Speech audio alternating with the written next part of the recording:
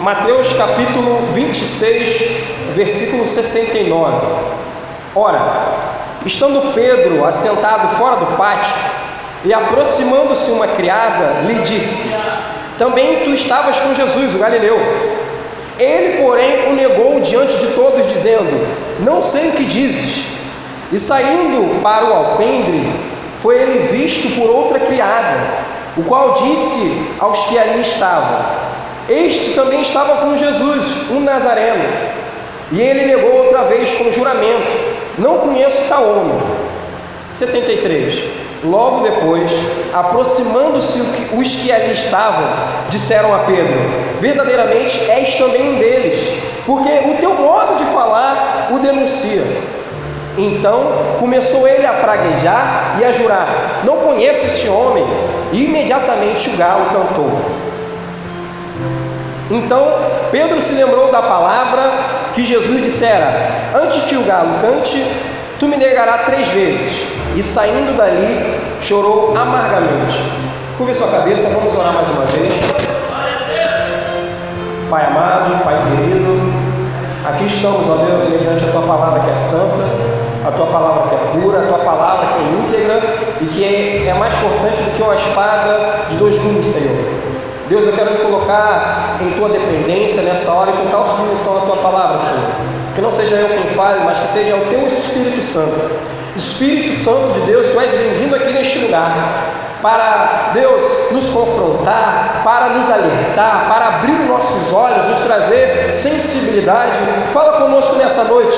Visita, Deus, quem está lá atrás, visita quem está aqui na frente, visita até quem está lá na porta, Senhor. Que todos nessa noite venham sair daqui edificados, cheios da Tua presença, cheios do Teu Espírito Santo. Então, Pai, em nome de Jesus, derrama do Teu fogo sobre este lugar. Pai, em nome de Jesus, eu quero, Deus, proclamar a Tua palavra, Deus, que é a verdade, que o Senhor alcance os nossos corações e que cada um de nós venha se prostrar, venha se render à Tua santa palavra, Deus.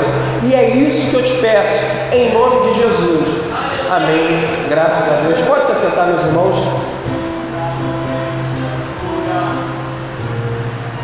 Eu tenho um tema para essa palavra, e o tema do que eu vou estar falando hoje aqui talvez seja um pouco polêmico.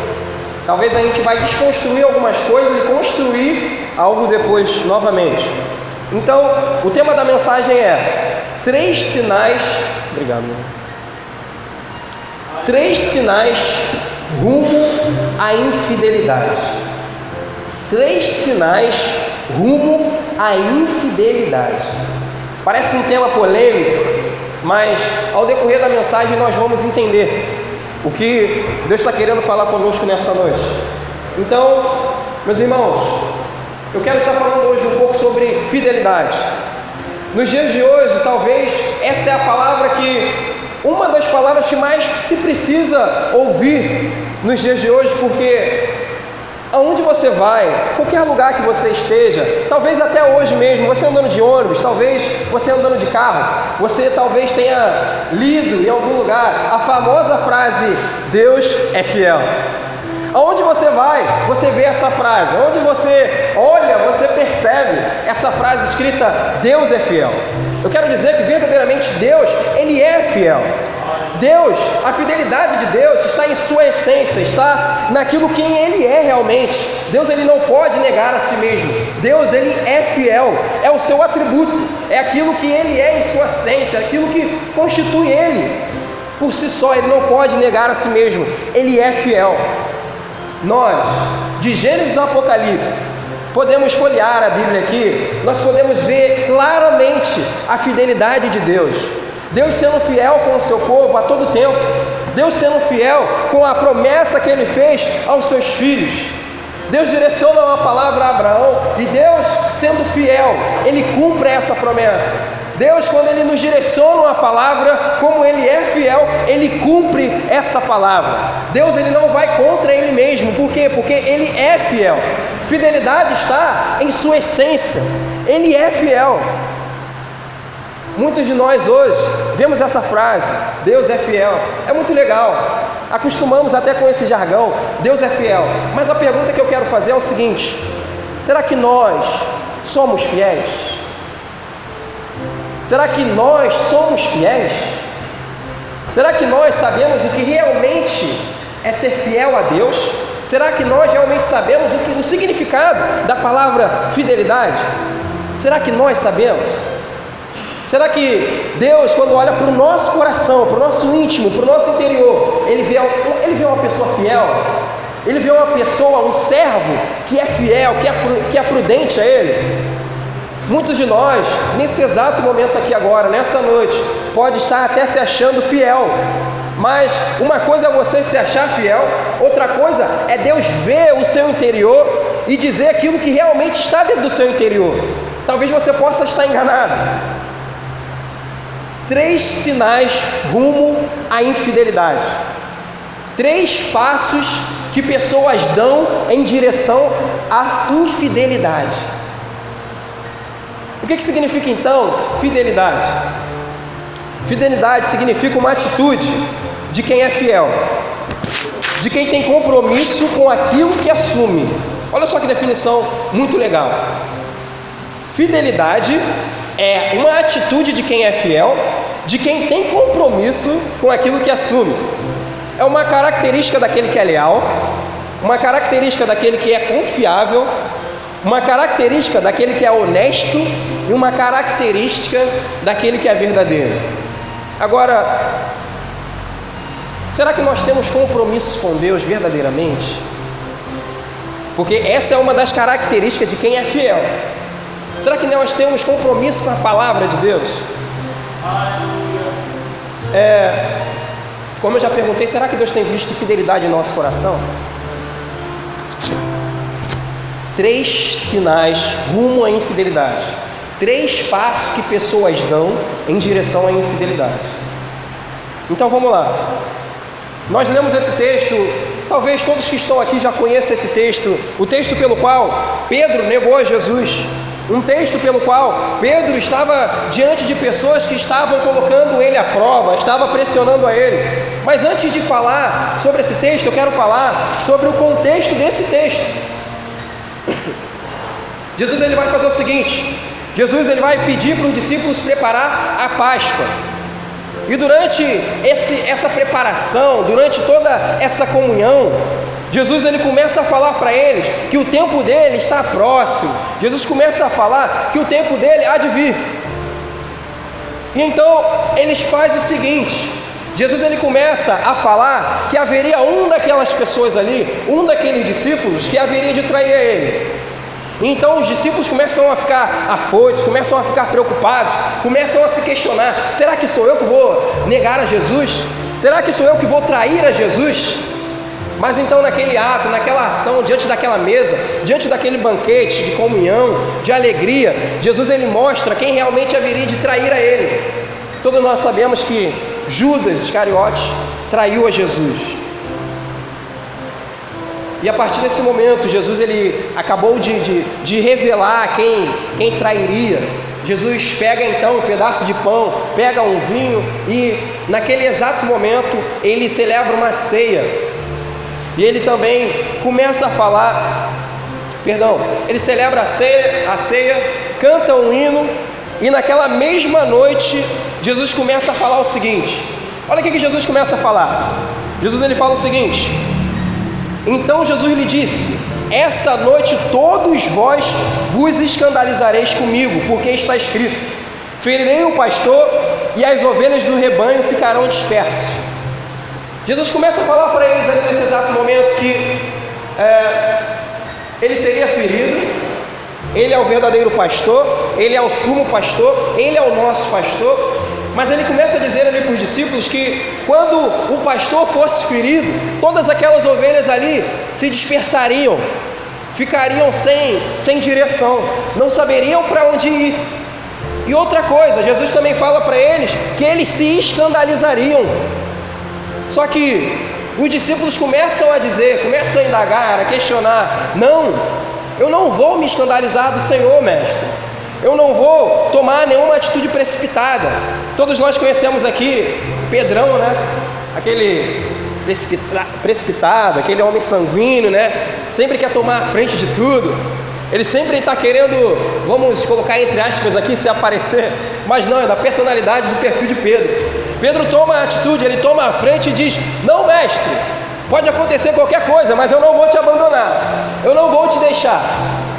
Se possível, eu até morro, mas eu não vou te deixar, eu vou ser fiel até o fim. E então, Jesus chega para Pedro e diz a realidade para ele: Pedro, ainda nessa noite, tu me negarás 3 vezes antes que o galo cante. Tu me negarás 3 vezes antes que o galo cante. E Pedro, mais uma vez, ele disse: não, ainda que me seja necessário morrer contigo, de nenhum modo te negarei. Pedro disse isso com toda certeza: eu não vou te negar, eu vou ficar contigo até o fim, até a morte. Se possível, eu vou entregar a minha vida, eu vou continuar contigo, eu vou ser fiel, eu vou estar contigo até o fim.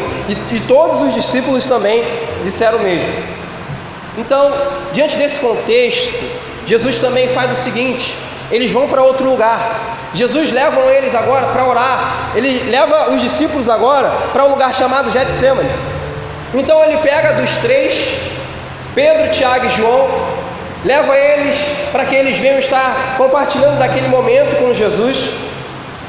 Jesus estava ali falando com eles que a sua alma estava amargurada até a morte. Jesus estava triste por aquele momento. Jesus estava passando por aquela situação que ele saberia que iria acontecer. Jesus, ele seria entregue. Jesus, ele saberia, e ele explicou àquelas pessoas que ele seria crucificado. E então Jesus chama Pedro, Tiago e João para estar ali orando com ele. E Jesus diz o seguinte: assentai-vos aqui enquanto vou ali orar. E levando consigo Pedro e os 2 filhos de Zebedeu, começou a entristecer-se e angustiar-se. Então, olha o que Jesus disse para eles. Então lhes disse: a minha alma está profundamente triste até a morte. Eu não sei como é que está escrito na sua versão, mas na minha versão está escrito isso: a minha alma está triste profundamente até a morte. Ficai aqui e vigiai comigo. Adiantou-se um pouco, prostrou-se o rosto. Olha só, deixou os discípulos aqui, foi um pouquinho mais à frente, se prostrou e começou a orar e a clamar ao Senhor, ao Pai. Então, quando ele começa a orar, ele fala: Senhor, se possível, afasta de mim esse cálice, contudo, não seja feita a minha vontade, que seja feita a sua vontade. Então, ele acaba de falar com o Pai, acaba de falar com Deus, e ele volta para ver os discípulos. E quando ele se encontra com os discípulos estão fazendo o quê? Os discípulos estão dormindo. Jesus acaba de falar para eles que ele estava amargurado até a morte, que ele estava passando pelaquela situação, e quando ele volta, ele vê os discípulos dormindo. E voltando para os discípulos aos shows dormindo, e disse a Pedro: então nem uma hora pudeste vigiar comigo? Nem uma hora vocês podem vigiar comigo? E Jesus continua dizendo no versículo 41, acompanhe comigo: vigiai e orai, para que não entreis em tentação. O espírito, na verdade, está pronto, mas a carne é fraca. Tornando a retirar-se, orou de novo, dizendo: meu Pai, se não é possível passar de mim este cálice, sem que eu o beba, faça-se a tua vontade. Então, Jesus acabou de falar com eles ali, acabou de advertir a eles, e volta novamente a orar. E Jesus, acabando de orar novamente, ele torna de novo a falar com os discípulos. E o que os discípulos estão fazendo de novo? Dormindo. Veja comigo no versículo 43. E voltando, achou-os outra vez dormindo, porque os seus olhos estavam pesados. Os discípulos estavam dormindo, porque os seus olhos estavam pesados. E novamente Jesus falou com eles para que eles continuassem ali vigiando e orando. Por quê? Porque a carne é fraca. Vigiai e orai, porque a carne é fraca. Aqui nós vamos quebrar um preconceito, um conceito totalmente errado. Que conceito é esse? Muitas pessoas hoje caem em pecado e se justificam usando esse texto, quando na realidade esse texto não está dando base para que a pessoa caia e se justifique nisso. Não, esse texto está falando de oração. O contexto desse texto é sobre oração. Quando Jesus está falando, vigiai e orai, para que não entreis em tentação, é que a nossa carne ela não quer a Deus, a nossa carne ela não quer orar, o nosso espírito está pronto, o nosso espírito ele quer buscar a Deus, Deus ele testifica ao nosso espírito, Deus ele, através ele quer que os seus adoradores o adorem em espírito e em verdade, e a nossa carne ela não quer adorar a Deus, a nossa carne ela se torna inimizade contra Deus, como diz Hebreus capítulo 11, perdão, se não me falha a memória. Então quebra aqui um conceito totalmente errado. Quando alguém cai em pecado e tenta se justificar dizendo que a carne é fraca, automaticamente a primeira coisa que me vem à memória é que a sua desculpa que é fraca, a desculpa dessa pessoa que foi fraca, porque Jesus ele não está falando que a nossa carne é fraca por causa do... Tem como nós lutarmos sim. José fugiu, José correu do pecado. Se ele tivesse ali, se ele continuasse ali naquela situação, veja o detalhe, a Bíblia vai nos dizer que todos os dias a mulher de Potifar ia ali e provocava ele. José, ele fugiu. Ele sabendo que a nossa carne, ela deseja sim o pecado, ele fugiu. Ele saiu da aparência do mal. Mas voltando aqui para o texto, Jesus fala para eles que eles deveriam estar orando e vigiando, e encontra eles novamente dormindo, porque os seus olhos estavam pesados, e deixando-os novamente foi orar pela terceira vez. E então Jesus ele disse o seguinte: então voltou para os discípulos e lhes disse: ainda dormis e repousais? Eis que é chegada a hora, e o Filho do Homem está sendo entregue nas mãos dos pecadores, nas mãos de pecadores. Levantai-vos, vamos, eis que o traidor se aproxima. Falava ele ainda, eis que chegou Judas, um dos 12. Então Jesus ele acaba de orar. Quando ele sai dali, ele ainda estava saindo dali, chega Judas com os outros homens que iriam apanhá-lo, que iriam prender a Jesus. Jesus estava ali com os discípulos, com Pedro, Tiago e João. E então Judas aparece. Pedro tem uma atitude equivocada. Ele pega a sua espada e corta a orelha do servo do sumo sacerdote. Marcos vai dizer que o nome dele é Malco. E Jesus pega e fala para Pedro: Pedro, não faça isso. Perdão.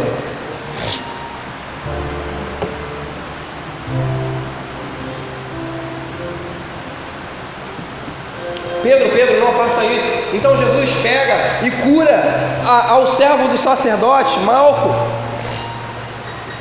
E então, todo esse alvoroço, quando ele sai de todo aquele alvoroço, de toda essa problemática, Jesus é levado para ele ser questionado. Ele é levado perante um sinédrio, onde pessoas começam a questioná-lo se realmente ele era o rei dos judeus, se realmente ele era aquele que ele disse ser quem era. E durante todo esse contexto, enquanto Jesus está sendo lá interrogado, Jesus está perante esse sinédrio, Jesus está sendo questionado lá dentro, Pedro está sendo questionado lá fora, e estão colocando Pedro na pressão, à prova, no fogo. Começam a falar e a indagar: vem cá, você é parecido com ele, você estava junto com ele. E Pedro nega a primeira vez: eu vi você é galileu, você fala como ele. Pedro começa a praguejar, Pedro começa a falar um monte de coisa para mostrar de que ele não conhecia Jesus. Existe ainda um detalhe, que um parente de Malco estava presente quando Pedro cortou a orelha. Ele estava presente quando Pedro cortou a orelha de Malco. E esse homem estava também lá quando a mulher começa a interrogar a Pedro. E então é como se, imagine comigo, é como se esse parente de Malco dissesse para ele: ei, eu vi você, eu fui testemunha ocular, eu estava presente quando você cortou a orelha de Malco, eu estava lá, eu vi você. E Pedro começa a negar mais uma vez. E quando Pedro nega Jesus pela terceira vez, o galo canta. E então, quando o galo canta, Pedro lembra da palavra que Jesus disse a ele, e no versículo 75 diz o seguinte: então Pedro se lembrou da palavra que Jesus lhe dissera: antes que o galo cante, tu me negarás 3 vezes. E saindo dali, chorou amargamente. Então, diante de todo esse contexto, diante de toda essa história, de todos esses acontecimentos, eu quero dizer algo aqui que talvez para alguns pode ser polêmico, mas o que eu quero dizer aqui é que Pedro propriamente não negou a Jesus nesse ato em si, quando ele está sendo questionado. Pedro não negou a Jesus propriamente nesse ato, quando Jesus estava lá dentro e ele estava lá fora e as pessoas estavam questionando a ele. Não, é um pouco polêmico, porque nós lemos isso, Pedro negando a Jesus aqui, mas propriamente eu quero dizer que Pedro não negou Jesus aqui, ele já vinha negando a Jesus. Foi um processo que Pedro estava passando até chegar aqui. Quando Pedro começa a negar aqui, nesse momento, aqui foi o ápice, aqui foi o estopim, que Pedro nega a Jesus. Como isso, Renan? Como eu vou explicar isso? Então aqui eu vou começar a pregar e vocês vão começar a entender os 3 sinais rumo à infidelidade, os 3 sinais rumo à negação, 3 atitudes que Pedro teve que levou ele a negar a Jesus nesse ponto aqui. Então você deve se perguntar: Renan, então qual é a primeira atitude então que levou, qual foi o primeiro passo que Pedro deu em direção a essa negação, em direção a essa infidelidade? Lembrando que Pedro foi aquele que disse que, se possível, ele daria a vida dele, mas quando ele estava diante dessas pessoas aqui sendo questionado, ele começa a negar. Novamente eu digo, Pedro propriamente não negou Jesus aqui nesse ato. Pedro vinha negando a Jesus, ele veio dando passo de negação. Qual foi o primeiro passo? O primeiro passo foi que Pedro não se importou com a causa do Senhor. Entenda comigo, Jesus estava ali no Getsemane, a alma dele estava profundamente triste até a morte. Jesus disse para eles: ficai aqui e vigiai comigo. A alma de Jesus está triste, profundamente triste até a morte. Versículo 38. Quem é que é fiel a uma pessoa e está vendo aquela pessoa triste até a morte e ela dorme, ela consegue dormir? Quem? Quem que se diz ser fiel a uma pessoa? A pessoa está lá passando por aquela situação e você está dormindo. Você não faz nada, você não quer saber qual é a causa, você não quer saber o que é que está passando, o que é que está acontecendo, qual é o anseio, qual é o desejo dele. Imagine vocês, imagine alguém que tem uma esposa, essa esposa está passando um grande mal e o marido está em casa dormindo. Imagine vocês, começa a entrar nesse contexto. Como que um marido desse pode ser fiel a uma esposa dessa? Um marido que é fiel, ele vê a esposa doente, ele vê a esposa com qualquer tipo de coisa. Qual é a atitude desse marido? Ele vai pular da cama, ele não vai nem dormir. Ele vai estar ali prontamente, querendo saber qual é o anseio da sua esposa, da sua amada. Ele vai querer tomar alguma atitude, ele vai querer saber, ele vai querer o que é que está acontecendo. Mas não, qual foi a atitude que eles tiveram? Eles dormiram. Eles estavam dormindo. Jesus estava ali chorando amargamente até a morte e eles estavam dormindo. Eles não estavam nem preocupados com a causa do Senhor. O primeiro passo, a primeira atitude de negação de Pedro foi de não se preocupar com a causa do Senhor. Meus irmãos, trazendo contexto para nós hoje, qual é a causa do Senhor? Qual é o anseio, qual é o desejo do Senhor para nós nos dias de hoje? Jesus disse: ide por todo mundo e pregai o Evangelho. Essa é a causa do Senhor. Esse é o anseio, esse é o desejo do Senhor. Agora fica aqui uma pergunta: se eu não estou me preocupando com esse anseio, se eu não estou me preocupando com esse desejo, como que eu posso dizer que eu sou fiel ao Senhor? Quando ele, na verdade, ele deu uma ordem. Ele disse: ide e pregai o evangelho por todo mundo. Deixa eu fazer uma pergunta. De 2 anos para cá, quantas pessoas você já ganhou para Jesus? 1 ano e meio para cá. 1 ano, quantas pessoas? Está começando a funilar. Uma pessoa que é fiel, ela está com o coração ardente, queimando, flamejando pela causa do Senhor. Ele quer saber, ele está se preocupando com o desejo e com o anseio do Senhor. E quando você não se preocupa com isso, tem alguma coisa errada.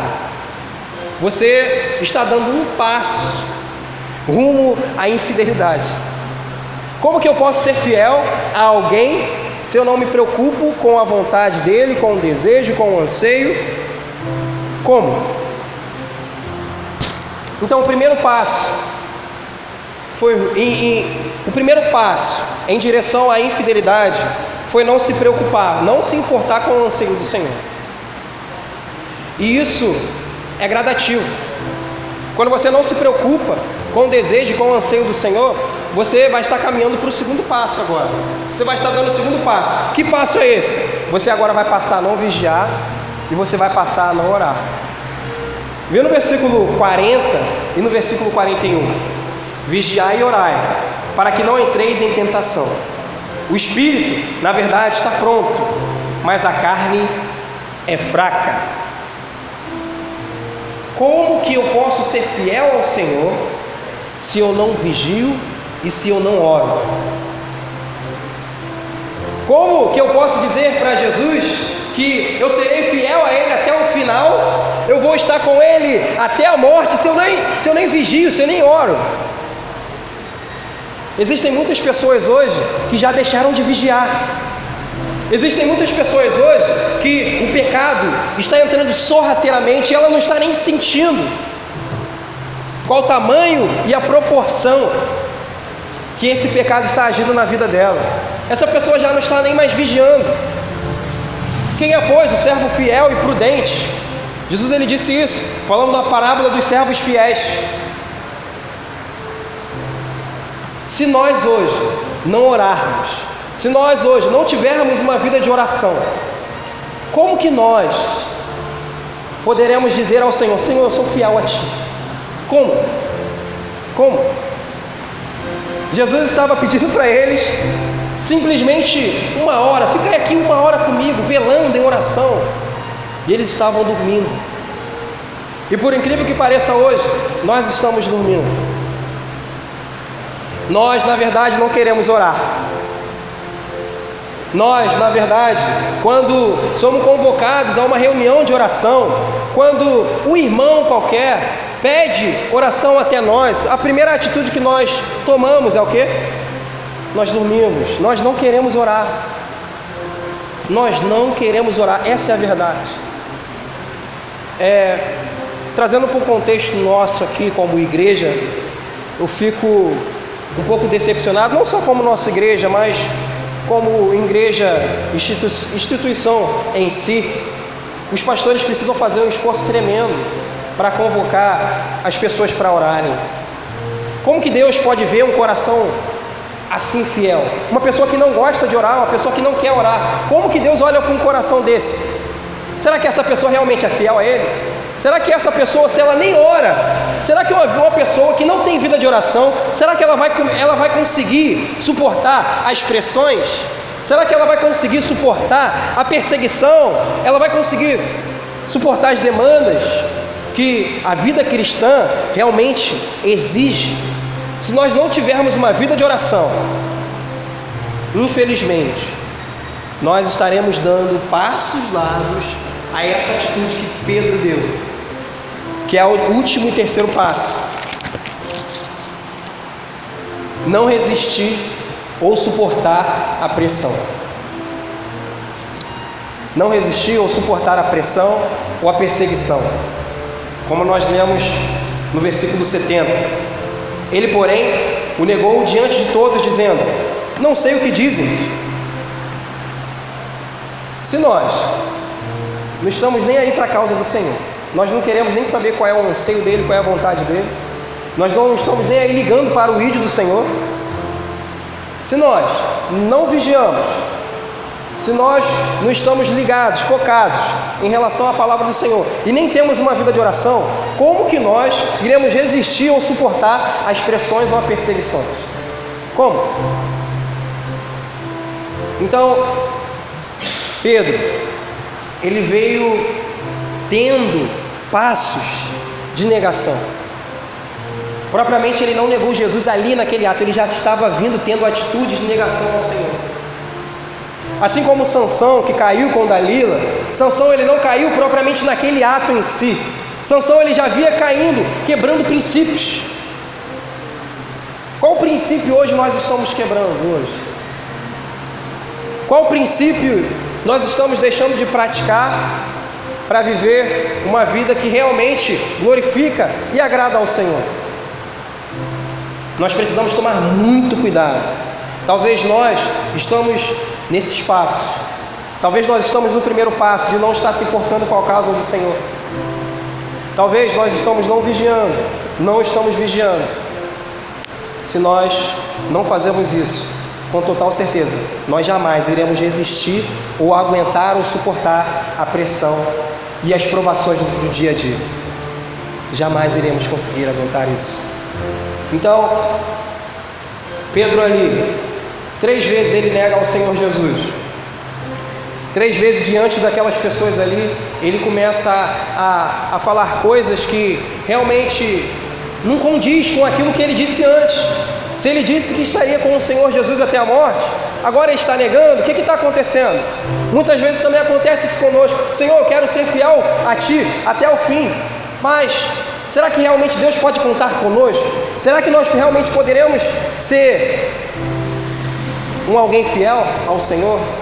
Muitas vezes quando nós falamos de fidelidade, as pessoas levam o pensamento à finança, mas eu quero estar levando o pensamento aqui, a fidelidade primeiramente a Deus. Nós precisamos voltar a ser fiéis ao Senhor. Nós precisamos voltar à comunhão, à intimidade, a buscar ao Senhor com integridade, com pureza de coração e dizer: Senhor, eu preciso de Ti, eu não sou nada sem Ti. Então, essas são 3 atitudes de pessoas que estão a ponto, estão caminhando. Existem mais atitudes, mas essas são atitudes de pessoas que estão caminhando para uma infidelidade, uma negação ao Senhor. Tome muito cuidado. Tome muito cuidado. Então, Renan, eu me peguei dentro desses 3 passos. Talvez eu estou nesse exato momento, nesses 3 passos agora, caminhando em direção à infidelidade. Eu tenho uma boa notícia. A boa notícia é que há saída para você, há saída para nós, há solução para nós. Quando Pedro tomou uma atitude, que atitude foi essa? Quando Pedro se arrependeu, quando Pedro chorou amargamente, ele teve uma atitude de arrependimento. O Senhor dá uma nova chance para Pedro. Vamos abrir em João capítulo 21, no versículo 15.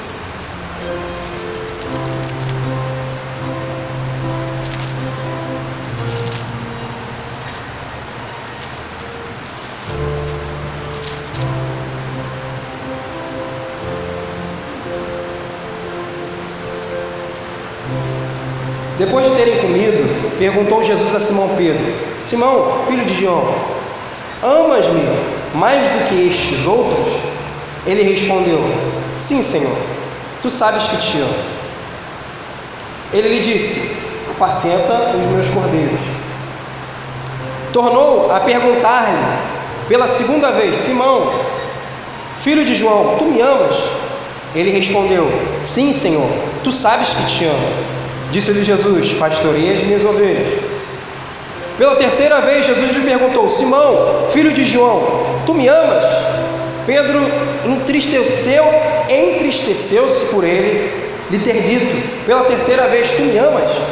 E respondeu-lhes: Senhor, Tu sabes todas as coisas, Tu sabes que eu te amo. Jesus lhe disse: Apacenta as minhas ovelhas. Em verdade, te digo que quando era mais moço, te cingia a ti mesmo e andavas por onde querias.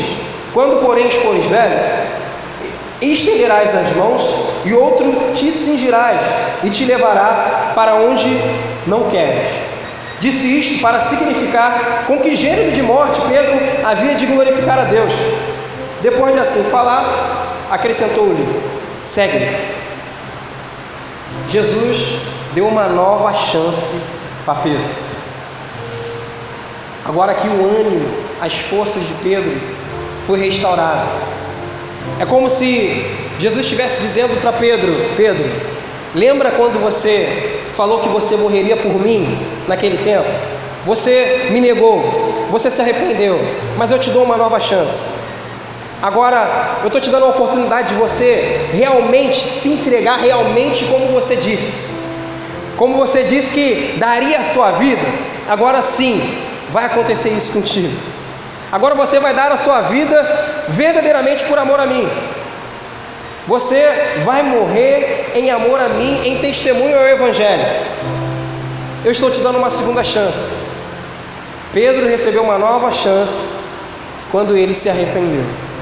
Então, se houver hoje o sentimento, se houver hoje a atitude, se houver hoje o arrependimento em nosso coração, nós realmente teremos as nossas forças, a nossa vida, o nosso chamado restaurado pelo Senhor. O Senhor vai restaurar o Senhor vai dar uma nova chance para nós. Então, se você está englobado em um desses sinais, compreenda que esses são alguns passos rumo à infidelidade e em negação ao Senhor. E é como uma areia movediça. Quanto mais você se justifica, quanto mais você tenta se mexer, mais você vai afundando.